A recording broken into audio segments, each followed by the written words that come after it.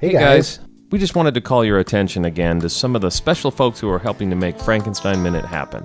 These are our Patreon supporters. We understand that not everyone can support us on Patreon, but we want to give a special thanks to those people who contribute at the friend level. And a very special thanks goes out to Don Motley, David C. Smith, Richard Pruitt, Alyssa McChristian, Sean, Lum Edwards, John Tanzosh, Doc Ivan, Scott Nickel, Ephus Mose, Mike Herman, Timothy Power, Barsky. It says anonymous. Brian Schellenberg, Keith Martin, Todd Wallace, John Hazard, Charlie Paulson. Oh, Charlie? Because it says Charles. Well, I call him Charlie. I know you know him. I call him Charlie. Charles Paulson. Charles Paulson, okay. Ben Crow, Jason Tucker, Dinos Stamatopoulos, Don Lang, Jeff Elston, Felicity Brown, and Jackie Brinkhouse.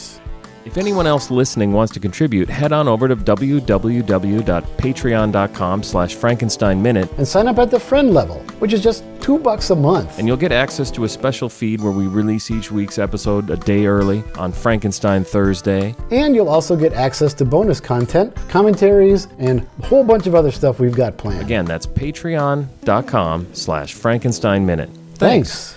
Greatest recording of all Trying to time. make something out of that debacle. How do you do? We're about to unfold the story of The Bride of Frankenstein. She's alive! Alive! a monster created from cadavers out of rifled graves. A tale that sent my blood into icy creeps. Would you like to hear what happened after that? Well, we've warned you.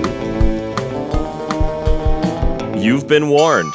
Welcome back to Frankenstein Minute, the podcast that dissects the Universal Frankenstein film series minute by minute. I'm Bill Evenson. And I'm Tom Lang, and you join us for minute 61 of 1935's Bride of Frankenstein. Hour 2. We're entering hour 2. A little over a year into this That's right, movie. yeah. It's very sad what happened with the police case. I love it. I love the way this splits up.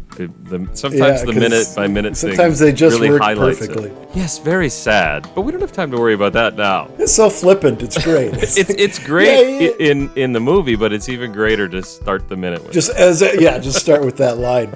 You know, it's a total Pretorius moment. Yeah. He doesn't give a shit about how sad it is or not. Yeah, we are deep into Pretorius minutes. It's just a It's joy to Pretorius watch every one of these minutes. Yeah, every minute from now on, I believe he's in. Maybe just visually, but At least his face, which is pretty great. which is in and of itself. in and of itself is just Yeah. I always wanted to do a sculpt of it, just because it is such an interesting face. Tom, Guy named gotta do a sculpt of it. Guy named Mike Hill does these amazing life-size figures. Okay. They're actually the ones that I stole for the Bride of Frankenstein minute graphic I did before we started the film. Okay, I know what you're talking about. Yeah. Guillermo del Toro naturally owns a set of these, and he had the Bride, the Monster, and Pretorius for his At Home with Monsters exhibit. And to see them up close, I mean, you'd swear they were going to move. They're really, really well done. I mean, I've seen the ones you're talking about. Yeah. You've seen them out in person? No, just the pictures that you put up on our Facebook. Okay. All right. Or Instagram or wherever. So he has enough stuff that he had a touring museum exhibit? Absolutely. And you went and saw it? Yeah, it was here at the Minneapolis Institute of Art. Okay. It was fascinating because there were, the Pan figure from Pan's Labyrinth was there. They had Hellboy's hand. They had some of his art collection. I don't know why that one amuses me. Hellboy's hand. And the thing is, it wasn't a big Hellboy's hand? It was his other regular hand, which I don't understand the significance there. But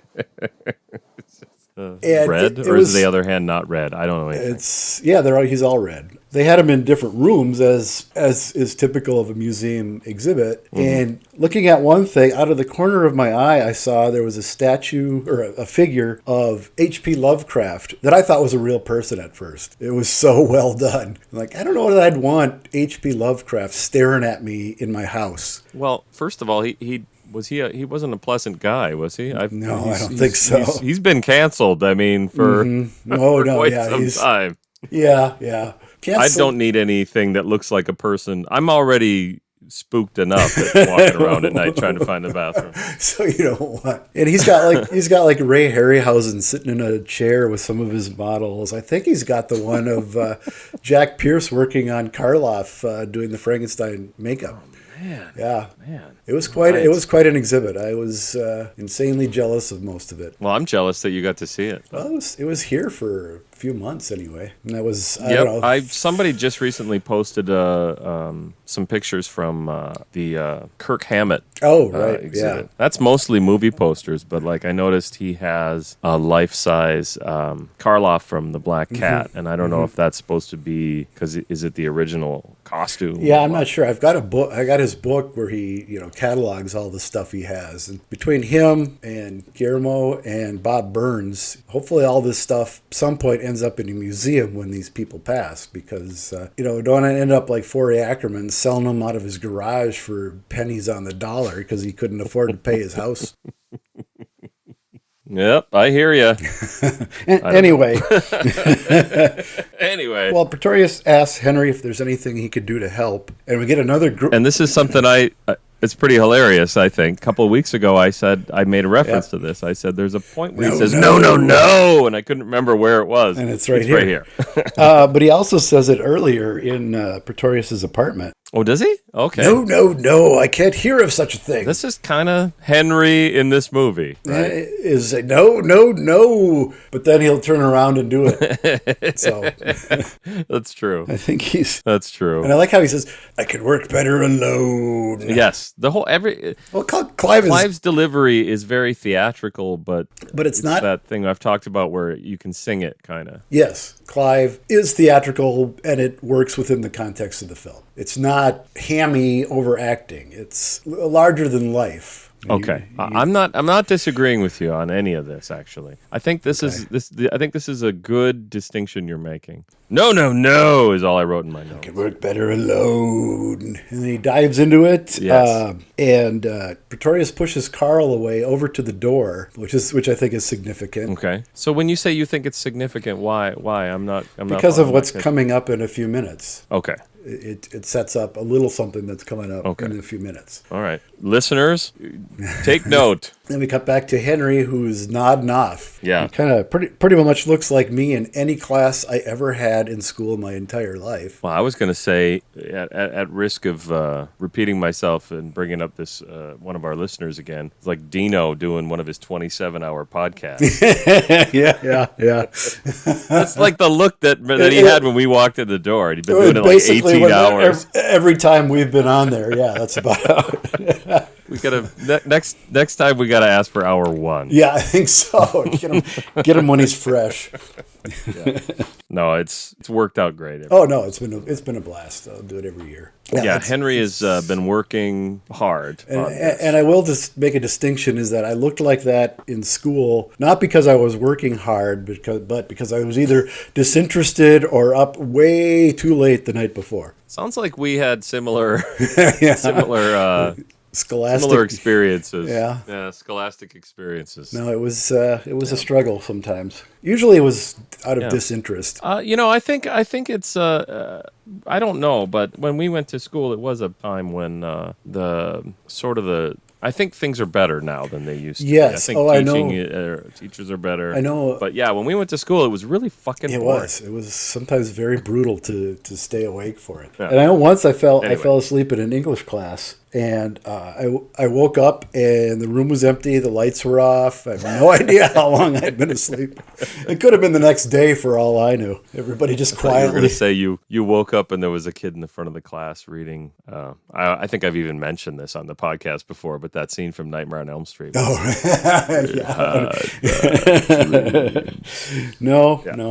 Nothing that dramatic. Okay. They all just conspired to just leave me there. So I guess so, right? I thanked them for. You have to assume that everybody said, "Tom's asleep again. Let's go." Yep.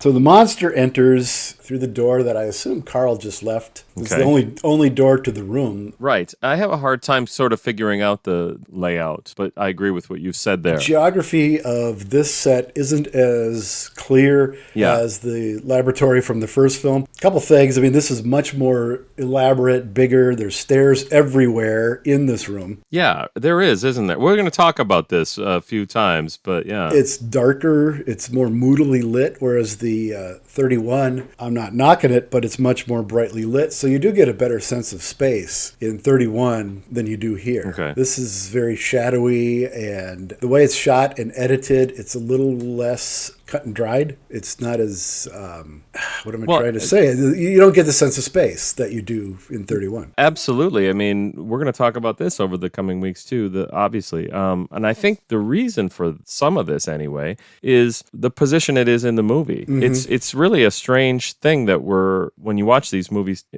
together, or don't, or talk about them minute by minute, whatever, 3 years. That's in the beginning of the movie. Yeah, and this is very nearly the beginning of the movie, and this is the climax. This isn't even near the end. We're in it. We're speeding towards it. And so we're going to talk about it. A lot of things that happen that are much more dramatic. Mm-hmm. Yeah. Again, it's everything being bigger and more stylized in this film. Stylized is a good word. I agree with that. That's exactly. Well, that goes down even to the performances, like we're talking about with Clive. Oh, absolutely, about like Clive and Pretorius. Well, Pretorius. Anything he says. Look at the two stills that I used for last week's graphic. It's Dwight Fry descending the staircase in the Watchtower from both films, and you can see the difference between the two. Right. It's essentially the same set, but the one for Bride is bigger, more elaborate. The steps are bigger, twistier, and is much more moodily lit. And that I think, like they said in the script, right? It was in the script. That was basically how it was described by whoever wrote that section of the script that we talked about a few weeks ago. Or I think you read it. I tried to, but I couldn't read my own handwriting. So is that one? And that's what we've got going on here. Yeah, absolutely. Uh-huh. But anyway, so the monster enters. He enters face forward this time, not backward, as he did last time, actually. Because that's the same door. Is it? Yeah. Okay. Yeah, it would be. I'm trying to disagree with you. Because the table is right there, and the chairs, and that little couch thing that it's supposed to be the same set. It's just designed slightly differently, I guess. Okay. So this is the first time we've seen the monster come in forwards into this room. Into this room, yes. Okay. What was the? Oh, it was the 8mm. You found on YouTube the 8mm of the first film that I had. Yeah, that's the one. And when I say 8mm, is it Super 8? It's Super 8. So I should say it right. Yeah. I can't imagine how many people give a shit, but there is a difference. Yeah, there is a difference, and I don't know how much it matters, but it was Super 8. Sure mattered back in the day if you. Oh, it certainly did if you got the wrong kind. Got the wrong one. Well, essentially, 8mm film stock was 16mm. Okay. And what you would do, it was a little reel, and you would shoot half of it, then you'd have to rewind it, flip it over, and shoot the other half. And then in processing, they would slice it down the center and splice the two together. And so, I'm remembering what you're saying now, because when we were kids, I assume you had Super 8 cameras. I started with an 8mm, a little wind-up one that I got at a garage sale or something for like $5, which in 1975, 6 was still a lot of money for a kid to be spending on that. So. But then I took my allowance, saved it up, took my confirmation money, and bought the Cadillac of Super 8 sound cameras at the time. And it was like $300 and some, which was, amazingly expensive at the time. Well, now I wouldn't even think twice. Like, okay, fine. But it was months in the making, and I still have it, and it's still in pristine condition. Oh my God! For as much as we used it, I think I'm going to have to wait for my parents, my last remaining living parent, to pass away before I'll even get a hold of my old 8mm films that I made with plasticine. Oh yeah, I assume you did that too. Oh, of course. We did that, or else we would take like a G.I. Joe and strip it down and rebuild on top of it. I didn't know how to... I did some damage to my Star Wars figures. My Luke Skywalker got his hand cut off, and all kinds of shit had to happen in those films. I'm sure I destroyed many a toy that would be expensive nowadays. Oh, hell yeah. My last G.I. Joe, I know, we stuck an M80 down his pants and filmed that in slow motion. And did it look as great as you had hoped? Oh, it was better. I remember. Oh no, really? Oh, it was hilarious. I thought that would be in slow motion disappointment. No, in real life, yeah, it was like pop, and he flipped over, like, oh well, whatever. Yeah. Well, anyway, so the monster comes in. Oh yeah, and he's even more articulate. How does he know the word work? There were a lot of developments since he came to Pretorius, and they did have a long talk. I'm guessing the word "work" came into play at some point. Then, yeah, I suppose that makes sense. I really do. It really does amuse me that someone would just come and just shake you and say "work." It's just like yes, sir. They blend the monsters theme with the timpani has been continuing through this entire sequence to beat the rhythm of the heart, and on the La La Land soundtrack, it's you get like 5 minutes of just boom, boom. Yeah, boom, yeah. There's a lot of that. It's very evocative. Well, it really is, because when you're watching the movie, you can forget that that's even happening. Yeah, because that's a drum. Yeah, because it becomes part of the music. Part of the organic quality of the whole scene. Yeah. So what I had was, I was going to mention later in the minute, but I'll mention it now. That does the timpani, then there's the monsters theme, and then later there's the bride's theme. Yeah. In this minute. Yeah. I think I have a note of that as well. Then a piece that's like a sort of Pretorius theme when he goes to take the monster away. Mm-hmm. So yeah, everything happens. This is really it all mixes. Waxman working overtime on this. That's right. He earned his. Whale said, "Look, Henry. Wait, is that his name? Franz. Henry Waxman? Franz. Where did I get Henry? Who's Henry? Frankenstein. Yeah, that's Clerval. Yeah, him too. Look, Franz. Minute 61's a big one. I need you to pull out all the stops." See, I kind of wonder.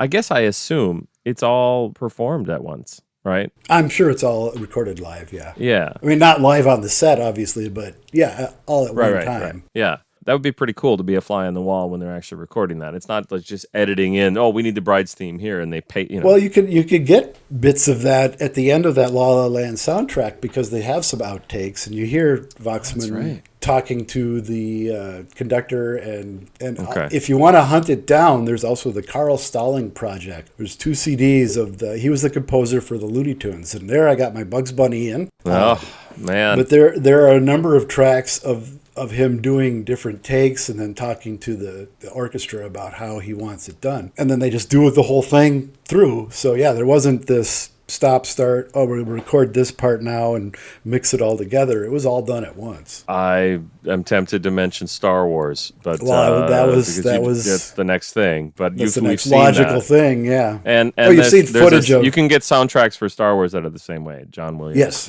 And them doing it. Mm-hmm. They did it. They did it all at once. Yep. So then Henry says, "Where's Elizabeth? Have you brought her?" Well, I like how he wakes up. It's shit.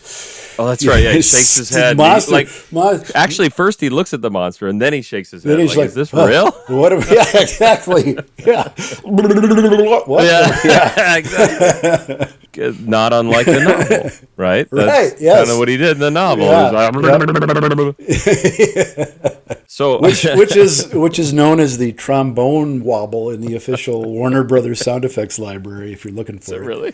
Yeah, I thought you were going to say that's from Shelley's novel. Yeah, that sound effect. And then and then Victor did the trombone wobble. That was one of Percy's additions to her text. Yeah, that's right. That sounds more like Percy. Mansplaining, they call it now. Yeah, exactly. That's exactly what. Good point. Speaking of books, in the Dreadstone, Henry says, "Where is Elizabeth?" he said wildly. "Have you brought her?" The creature bared its great irregular teeth and made a sound of mirth. "Whoo!" it said in a dreadful, bloated parody of Minnie. She waits. I wrote that down. She waits where I put her, it said, grinning. Then its mouth became sour. "I wait too," it growled. What the hell? You're writing a novelization of Bride of Frankenstein. Why not? 40 years later. Why not? Yeah, I like the line about Minnie, but I think I like the more concise, "She wait, I wait," a lot better. I think what we get in the movie so often is just perfect. No, you're not improving on it, but what the hell? I noted in the Edgermont, the 1936 Michael Edgermont novelization, it says, it was 9 hours later that the door of the laboratory opened and the monster came in with scuffling tread. 9 hours, really? There's nothing to indicate that any time has passed. I disagree. Henry is falling asleep. Yeah. You know what I mean? I think a lot of time has passed. Since he shooed Pretorius away? No, I can work better alone. And then Pretorius and Carl shuffle off. No, I don't think that. And then it cuts to him falling asleep. I don't get the sense that between that, any time has passed. No. I agree with that. No, I don't think any time's passed there. I think it's just... Oh, I'm sure he's been working forever. They have been working for hours. I get that, yeah. All right. What about scuffling tread? Do you agree with that? I like that. Sure, why not? That's kind of nice. Kind of what it is, yeah. That's kind of what's going on there. Yeah. And then something happens where in my opinion, the monster doesn't come across really well. Actually, I didn't put it in here. Oh, yeah, I did. Pretorius says, I'll settle him. Oh, well, yeah, if you want to talk about that. Oh, yeah. Well, Henry is, I must have some sleep. But he's like, no, work, finish, then sleep. Which is, I actually was on a work call, where that sentiment was expressed to one of my coworkers. In exactly that tone? It actually happened. Almost. It was the Karloff imitation. I work in IT, so something broke, and anything that breaks is any system that goes down. It's the end of the world. It's a major catastrophe. Yeah, it's a major catastrophe, and I was on a call. I had to be involved, but I wasn't the guy fixing the thing that was broken. That was another guy. Sure. And he was doing his work, and we're all just listening to him, and he's sort of giving us updates. And at one point he said, okay, and then I'm going to finish this, and then I got to go to sleep. And all hell broke loose on the call. Wait, what? And this guy actually said, actually his name was Henry, which is strange. He said, Henry, this is what we get paid to do. And it was just like, a weird, because he was, a lot of my coworkers were in the South, so he had that sort of gruff cowboy, Sam, what's his name? Slim Pickens. Slim Pickens. Oh, yeah. Anyways. And by the way, Henry did go to sleep and was replaced by somebody else. Is that right? Yeah. I mean, was he let go or just taken off the project? So it was another year before he was let go, but everybody thought it was kind of because of that night. Because he had only worked an 18-hour day at that point. Oh, well. Yeah. Fucking asshole. Lazy. Yeah, no doubt. But Henry tells Pretorius that he must go away. Not he must go away. The monster must go away. Right. And then Pretorius's response, I think, is interesting. Oh, he it's says great. Something like, I'll settle him for a little while. He's still got this attitude of like, I'll take care of this. It's like, fuck you. This is your fault. This is all your fault. This is all your fault. Every single thing. And he's going to continue to behave this way. Yeah. Every single thing that's led up to this point, in this film anyway, has been Pretorius's fault. Totally. So, here I come to save the day. Just like Mighty Mouse. Yeah, here I come to save the day. Good for you. But he's got a scowl on his face as he says it, too, which is great. He looks fantastic. Yes, that's true. Well, that adds to that demeanor that he brings to it of that gravitas. This gravitas. I'll take care of this. Thank you. Fuck you. And this time you can see the bottle label. Oh, can you now? You can. Did you see it or no? The House of was, Lords Fine Old Scotch I just whiskey. want to apologize to our... What did you say? House of Lords Fine Old Scotch Whiskey. Exactly. Here's what I want to do. I want to apologize if I come across as ill prepared for this week and the coming weeks, because I went down such a fucking rabbit hole trying to figure out House of Lords Fine Old Scotch Whiskey. It just became fascinating to me. First of all, that it's difficult to find out the history of something that's a brand that you can buy. Because Google and Bing or whatever, now when you go on the internet, the main thing they want to do is sell you. Sell it to you, yep. So I spent too much time researching a House of Lords Fine Old Scotch Whiskey and the history of it. That was the wrong one. Okay, I was going to say, because there's another House of Lords old, there's like two or three. There's several, and the current one has nothing to do with the one from 1935. Exactly. So this is the one I think we see here is Stevenson Fruit Frew and Company Limited, Glasgow, Scotland. Does that sound right to you? Or well, I found a W. Whiteley Company and Limited. Thank you. That's the Is wrong. that the wrong I'm convinced that's the wrong one. I think so because I found one. I mean, unless they bought Stevenson Frew and Company Limited, I don't know. But I read all about that company. It was really interesting, and I don't know if it's even the one. I don't know. There were a couple sites that did say it was, but I don't know what proof they had to that effect. Right. But yeah, there are at least 3 House of Lords Scotch whiskeys at some point in history. Yeah, I agree. Over the last century. Yes, I can back this up. There are at least 3, and maybe if you go all over the world, there might have been dozens. I have no idea. Who knows? I just found one label that looked right, and a lot of labels that looked really close. Yeah. So who knows?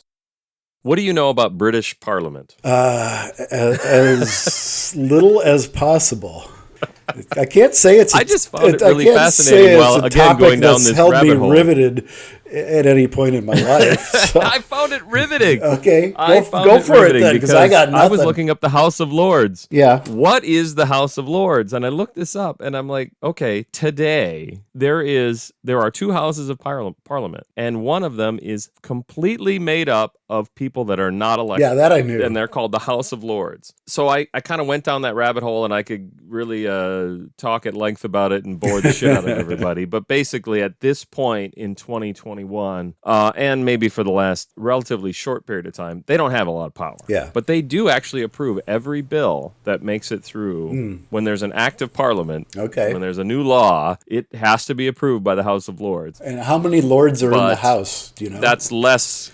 God, it's hundreds. Is it really? 2 something. Really? Wow. Yeah, so that's part of it is that now it gets that power kind of gets diminished. Okay. Apparently, there are 2 countries. If I read correctly, and I didn't write this down, so I might just remembering it wrong. There are 2 countries that have basically a House of Lords or a second house in Parliament that is not elected. Okay. And that other country is Canada. Well, what do you know? So I don't know.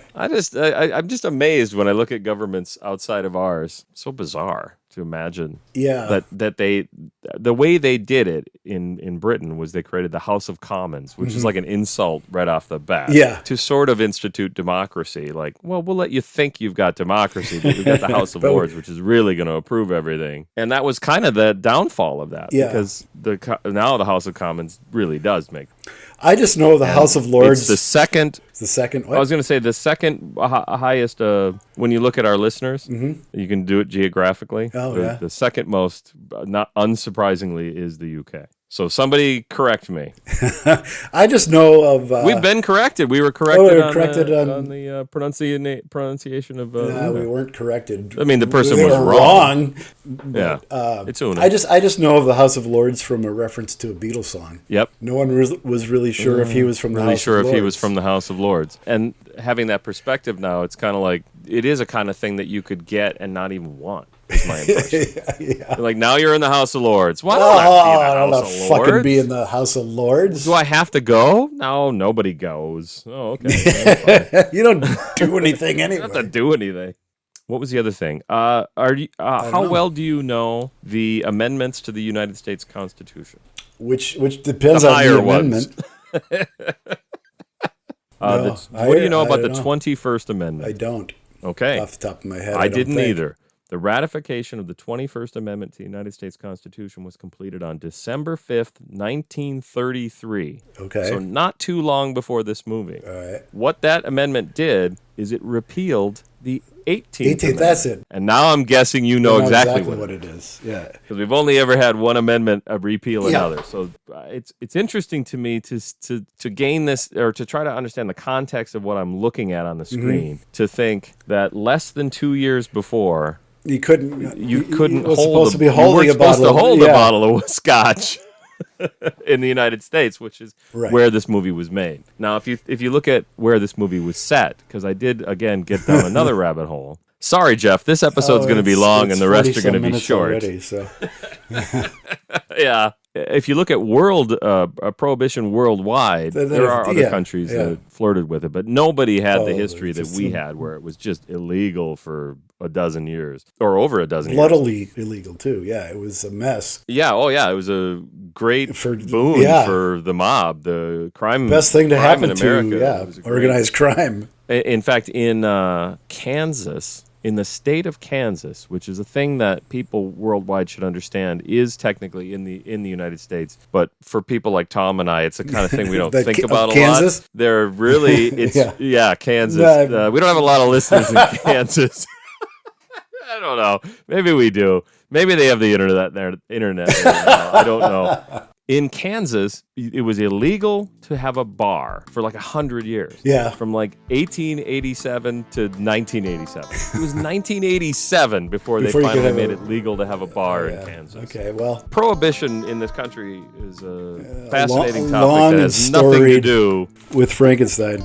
But I'll also say this. I also Googled, because I thought, well, this movie kind of takes place in Germany. We just kind of assume Germany, right? Well, it's Goldstadt. Ingolstadt is in Germany, so yeah. So we go Germany, and I Googled that, and of course, that's two things to note. That's hilarious, to think that they would have prohibition in Germany. Yeah. And number two, prohibition in the United States, some people thought was a sort of a thing that was propelled by anti-German sentiment because that's what they do. They make beer. Yep. So big deal over there. So there we are. Okay. So now you've learned. What have we learned? What have we learned today? We've learned what the House of Lords is. About the House of Lords and the House of Commons. The history of the W. Whiteley distilleries or whatever. Man, this has got to be the best podcast I think so. we've ever done. What a service we are performing for our listeners. And scene. All right. I'm going to stop. Did you have anything else? No. Or are we done? No, we're done. Okay, good.